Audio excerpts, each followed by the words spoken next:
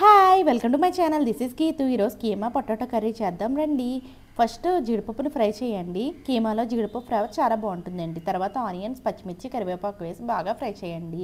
తర్వాత అల్లం వెల్లుల్లి పేస్ట్ వేసి పచ్చివాసన అంతా పోయే వరకు హై ఫ్లేమ్లో బాగా ఫ్రై చేయండి. మనం ముందుగా శుభ్రం చేసిన మటన్ని ఇందులో బాగా ఫ్రై చేయండి. నేను 3/4 కేజీ మటన్ తీసుకున్నాను. దానికి 3 బంగాళదుంపలు తీసుకున్నాను. అంటే 1/4 కేజీ మటన్కి 1 బంగాళదుంప. ఇలా కొలతలతో వేసుకుంటే టేస్ట్ చాలా బాగుంటుందండి. మీడియం సైజ్ బంగాళదుంపలు సరిపోతాయండి.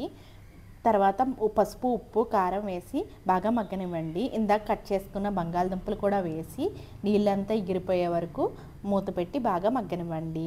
ముక్కలు మునిగేంత వరకు వాటర్ వేసి కుక్కర్ పెట్టండి. మటన్ కర్రీ కాబట్టి ఎక్కువ విజిల్ రావాలండి. అప్పుడే బాగా ఉడుకుతుంది.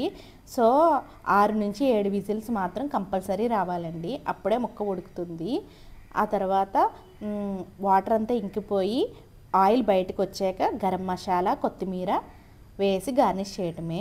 మనకి ఉప్పు కారం సరిపోయిందో లేదో ఇక్కడ చూసుకోండి. సరిపోతే అడ్జస్ట్ చేసుకోండి. తర్వాత మనం ముందుగా ఫ్రై చేసిన జీడిపప్పులు వేసి దించేయటమే. అంతే, keema potato curry ready. Curry అయితే చాలా బాగుందండి. టేస్ట్ అయితే మీరు కూడా ట్రై చేయండి. Thanks for watching. Please like, share, subscribe to